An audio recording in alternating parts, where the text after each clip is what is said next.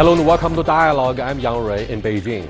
The phrase little pink or 小粉红 have appeared more frequently in Chinese media. They are a group of young Chinese netizens who use the internet as a battleground for patriotism, often focusing on pop culture to whip up support. These young people are getting more attention by highlighting popular stars' unpatriotic behavior or boycotting foreign brands. What is fueling the little pink phenomenon in China? How long will it endure? And what future will it have? To discuss all these issues and more, today I'm happy to be joined here by Duan Yanling, founder and CEO of Duya Communications, and Teng Jimeng, an associate professor at Beijing Foreign Studies University. Before we get started, let's look at this. A Q&A about Little Pink. What is Little Pink, or Xiaofenhong? Well, it's a term for China's young nationalists who use the internet as a battleground for patriotism, often focusing on pop culture to whip up support. How did it start up? The term first started to emerge a few years ago in a popular online chat group called Jinjiang Forum, whose website has a pink background. Its users called it Little Pink, out of affection. It was not primarily a political forum, but from time to time political topics surfaced. A small group of contributors came to be known for their nationalism, and the phrase soon caught on as a label for nationalistic youth. What are the recent Little Pink outbursts? In July, young people lashed out at Zhao Wei, a Chinese movie star and film director, for casting a Taiwanese actor in the lead role of No Other Love, a film due to be released next year. They accused Leon Dai, the actor concerned, of supporting Taiwanese independence. The director ended up by cutting Mr. Dai out of the film, despite having already completed shooting. This week, netizens have turned their rage on Mac Horton, an Australian swimmer who won gold at the Olympics in Rio de Janeiro because he called Sun Yan, his Chinese rival, a drug cheat. Although criticism of Mr. Horton was also found in mainstream media, the bombardment of his social media accounts with angry comments bore the hallmarks of Little Pink attacks. Is the Pink Gang calling for violence?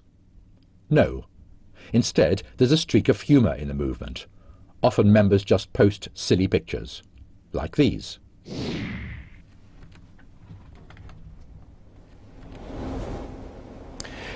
Well, do you know any people around you who might fall into the category of a little pink? In my immediate circle, only those who are against the Little Pink, obviously. But of course, probably they're behind their computer. What do they do? I have no idea. Not personally, directly in the real world. My goodness. Well, I have students, actually. I have students who are actually very, very pinky in my way of thinking. I think they're very, very articulate, very vocal, and kind of a very sensitive. Are they girls? Extent. Are they girls? Oh yes, absolutely. They're girls and boys. I mean, girls prefer this very color. As I said, it's pinky. I mean, look at these girls' bedroom. It's all pink. But the pinks, but this pink this is, Little Pink. Right, it appeals mainly women, right? Young women, young consumers in this case. As I understood, the Little Pink started from that, you know, the forum was a pink forum, appeals more female netizen. But these days, the Little Pink doesn't mean that anymore. I think even more guys and boys, at least the boys are very strong, aggressive males voice today in Little Pink. I wonder if you are aware that you represent different shade of the red. I'm basically just remind we don't need another red guard area to restart again. Well, I would interpret it as a red guard sign or red lantern sign, huh? Red lantern, red sorghum, or red guards, sorghum, or whatever red. People outside China This are I very have sensitive I have to do a little bit of advertising. When I'm curating open heart design show for Beijing Design Week, we have a government assignment to revive cultural confidence. That's another way to look at the red, another way to look at the cultural. But we have very encouraged to look at it in a sensible, rational, even emotional way, but not the Little Pink way. This is very indigenous red. I mean, this is the true traditional Chinese red. But does it also carry any ideological overtones? Well, of course, China's revolution has always been branded as the red and red communist, for example. I mean, that redness starts with the overthrow of the last feudal dynasty and also beginning with Mao's revolution back in the 1920s and 30s. And eventually, PRC was founded on this very red color. Look at the red China the Red Guards, the Cultural Revolution, and also the national flag, all these national symbols. But in dialogue, obviously, we are broadcasting to international audience. We have to remind them that red has been interpreted as sort of communism, revolution, radical and left. But really, in traditional Chinese culture, it only represents prosperity, hope, Marriage and also bliss. marriage bliss. And you know, it's a completely different meaning, and that's why the word has to be interpreted very carefully. Here is an interesting perspective, both during the Cultural Revolution and afterwards, with the opening up of China. The red color captured world media attention with two things. One is, of course, the red radicals during the Cultural Revolution, the red radical guardians, you may call them, or the Red series by Zhang Yimou, one of the most famous Chinese movie directors, with his Red series like Red Sorghum and Red Lantern. So let's look at the issue of the Red Guardians during the Cultural Revolution. Do you think this movement of a little pink is or can be viewed as a legacy of the cultural phenomenon, the radical culture phenomenon? Because these guys are described as Fenqing, angry youth, and they boycotted foreign brands. Right, right. Well, absolutely. There's a root, I mean, deeply kind of rooted in this very phenomenon known as the radicalism or perhaps nationalism, which we can trace way back to 1919 with the May 4th movement, when young people took to streets, and especially elite young intellectuals took to street and demonstrate against foreign imperialism. And nowadays, once again, it comes to closely associated with being radical, being vocal, being in opposition against all foreign, and so in a sense it has also this undercurrent of xenophobia. I mean, if we trace way back to this very sort of young youth rebellion against the establishment, against imperialism, and also against, for example, the powerful elites during the Cultural Revolution. And so now I see a long kind of a term connection in between this very pinky and also the Red Guards back in China's 1960s. In fact, there is also a global 60s, a global radicalism prevailing. That is indeed a broad context for a proper understanding about Little Pink. But let's go back first of all to the origin of the Little Pink movement, which is described as first breaking out in the United States, where you have a group of university students who think that they know both sides across the aisle, West and China, and therefore they do not label themselves as the deep red. Instead, a little pink, which is composed of girls and ladies in the first place.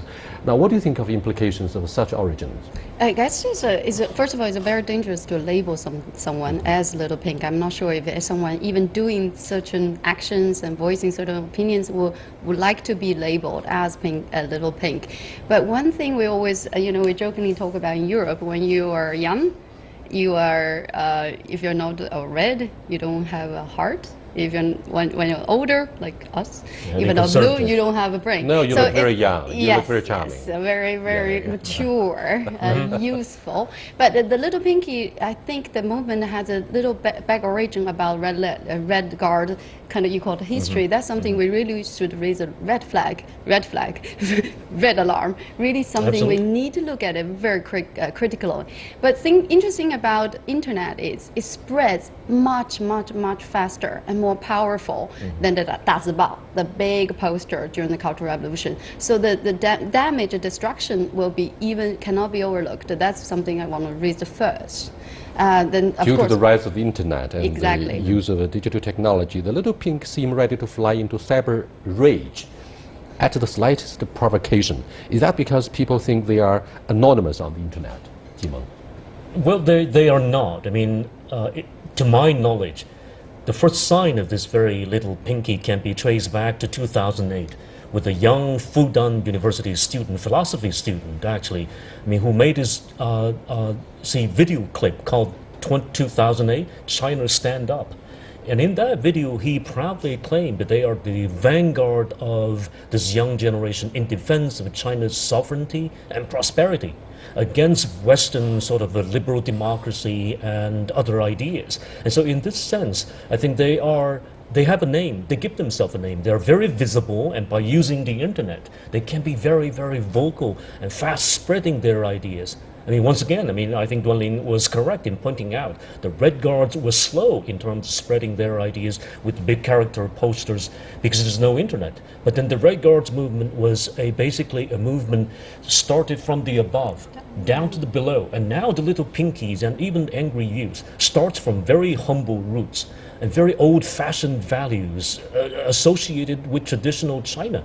And so it's all about being we, China, being that very patriots, or sometimes even the big notion of saving China, like Lu Xun said before. But Well, the concept of patriotism is a loaded concept for at least two reasons. One is the century of accumulation that we went through in the 19th century. The other, I'm afraid, is the rapid expansion of the economy has brought about the alleged assertiveness of the Chinese, self-inflation, if you like, at home and abroad. That's the image, to be honest, about China these days, or at least the perception from the West about China's image. So based on these two factors, do you think this is more about nationalism or the rise of populism, which also occurs concurrently on both sides of the Atlantic Ocean? Look at the rise of far-right movement in Europe due to the crisis of asylum seeking, and of course Donald Trump. A guy But at least who in calls Europe, on it nationalism is officially identified as some word very safe, at least in Europe officially. But in China today, nationalism still have this flair of I love my motherland. But I always joke about you can love your mother, but you don't need to voice down other mothers, or you don't need to compete your mothers. So loving your country and to really to say something different or we are better is completely different idea about patriotism. About nationalism also for these netizens, I slightly disagree. They really consider themselves really real opinions, because most people who are from 90s or 30s, they all have internet names. They do see their internet identity as kind of a cyborg, we call it cyborg illusions. They take it as an avatar. They voice something much more radical than they do in real life. So of course that's something we need to be highlighted. Do they really do something, or they just sacrificed like a victim of some movement? They just like a group mentality, just follow through. So I think this top-down guidelines also very important. If we encourage a certain kind of nationalism, it is still very dangerous in a way. It will have backfire as well. But don't you think playing it safe, young netizens could take advantage of being patriotic or nationalistic, because that'll protect them from being allegedly suppressed by what the Westerners prefer to call a political persecution or crackdown. Since the Chinese authorities have allegedly tightened their grip on the media, the social media in particular, do you think being anonymous is a way to protect and to unleash anger in a more in a safer way? Well, I think that Duanling is very correct in saying that this is basically a group mentality. I mean, something that represents the larger generation, be it the 80s generation, the 90s generation, or even the millennium generation. So in a sense, yes, I mean, it is a protection. It is a protection from officials and perhaps irrelevant sort of intrusion by a certain authority. But then once again, this is the internet age, the age being characterized by virtuosity, diversity, and perhaps this kind of group mentality. And in this sense, I think that it's never that very relevant. I think what is relevant here is that this is a new generation united by a common notion of being they are the two masters of their own house. And also, I mean, in a sense, being able to delve more deeply into this Asian Chinese philosophy. If you go back to the angry, or maybe a little pinky a little while ago, I mean, they all fall on this very particular traditional Asian Chinese pride. And I don't see that kind of a problematic, because Chinese nationalism is never destructive. It is constructive in the way that it builds the kind of a national cohesion, in a sense, sanitized by the Chinese government. I mean, once it reached a certain extent, the government quickly react and try to either pull that down or shut that down. And this in a sense is very, very Chinese. But look at America, look at the United States. I mean, everything was flourishing. Look at Europe. I mean, it's an out of control situation. Look at Le Pen in France, and look at Donald Trump in the United States. I mean, look at this very recent remarks that he evoked. The Second Amendment people, use your right against somebody. It was extremely, to me, it was an extremely suicidal and dangerously suicidal to a nation. Thank you very much. You are watching Dialogue with Yan Ling and Jimeng. We're discussing deep implications of the Little Pink movement and what's behind the rise of Little Pink movement, because many who follow the Chinese development would say this reminds them of the Cultural Revolution and upheavals, or the alleged China threat to the rest of the world. To take a further look at these and other issues, we'll continue the discussion after the short break. Welcome back. Well, let's look at this issue.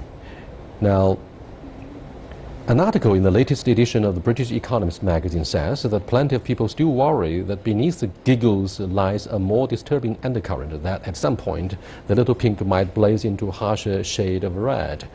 Let's look at some of the individual cases, like what happened to a movie directed by Zhao Wei, one of the most famous actresses in China. It's called No Other Love. The guy who stars the movie is called Leon Dai. And he was boycotted by the fans simply because of his alleged association with the pro-secession movement in Taiwan.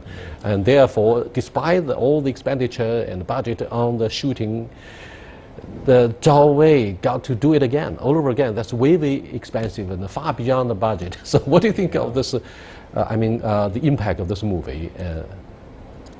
Well, I think it's pathetic. I mean, it's very, very pathetic to get the guy out of the film. I think is that the Sixth Symphony of Peter Tchaikovsky? It was basically a tragedy. It was very, very tragic. I think, once again, I'm not all for this very confusing business interest with politics. If you politicize business, everything is political. Everything is political, yes. But then in this case, it's a pure business case, right? And then, I mean, the producers lost. I mean, Vicky Zhao was crying her eyes out because of the loss of the money. But once again, I mean, this is also something. Once again, I'm afraid those producers and choreographers, as well as investors, got to take a second look at the political risks in the entertainment industry and pop culture. For example, due to the deployment of a THAAD program, the missile shield program in ROK, and because of the pro-independence movement of the DPP in Taiwan, I mean, the cross-strait cultural exchanges and our import of cultural products from South Korea would both face political risks, and therefore, don't you think those artists, movie directors would have to be very political? And this is a tragedy indeed, in a way. Yan Ling. First of all, I guess we always say we can disagree with you, but we do still respect your opinion. I think that's a basic rule for a civilized citizen, social animal, I would say. Even everyone have the basic courtesy of accepting that. But with this kind of a pinky netizen, that doesn't exist. And the other way I want to mention, you were mentioning, we have a traditional value of being nationalistic pride or proud. I never really, we can look at all the history. There's no time in Chinese history we claim we are nationally superior.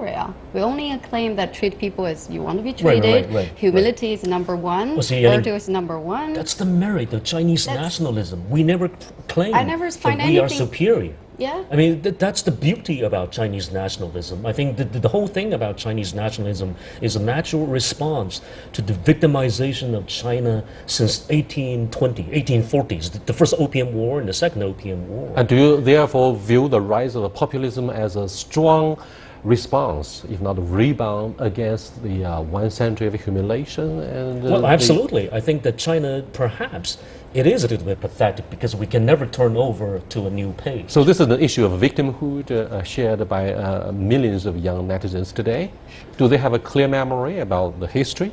I don't think that really represents, again, I have a high hope and high regard for millennium generation in China. We work with them on a daily basis, extremely talented, well-informed, have an internet genes in them. So Little Pinky, it definitely it is a small group of them. Right. But on top of that, I think the red flag rises there. When money and politics go together, we know how dangerous it can be. Right. And this film of Zhao Wei definitely demonstrates something, really. If this group of small young netizens, Little Pinky, can hijack entire social value and overturn a huge, I don't know if it's socially relevant or only a love story, but at least it's entertainment or as a cultural phenomenon. They can just overturn the right of that. But and that's really a red flag. But then I agree. I mean, Dorling, but all nations do this. I mean, look at Japan. I mean, at one point when Japan and South Korea was conflicting over that very teeny tiny rock island, right? And then suddenly this so very much popular South Korean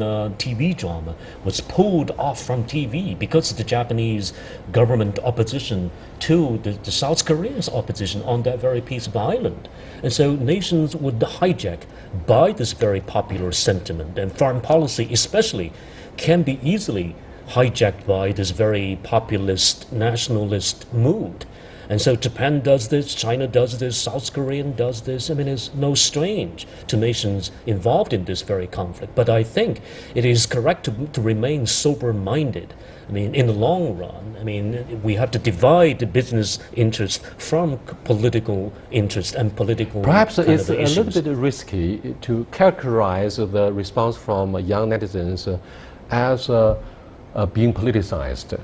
For example, when the deployment of a THAAD is firmly put on the agenda of President Pyo Kyung-hui, millions of netizens from the mainland say, in front of national interest, there's no icon in pop culture, right? And that indeed shocked me, someone who was born in the 60s. Let's look at yet another case. Now, often members of a Little Pink just post silly pictures instead of calling for violence.